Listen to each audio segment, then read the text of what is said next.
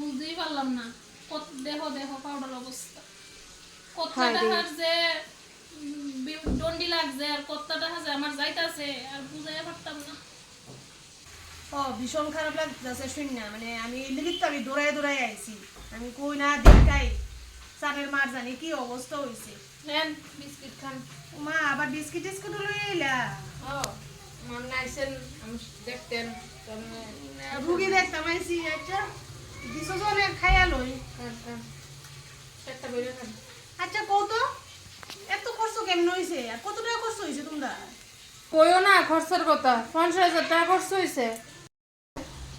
ও মা এর দূরে পাওয়া গেল লেগে আবার 50,000 টাকা খরচ হয়েছে, কি তা কো?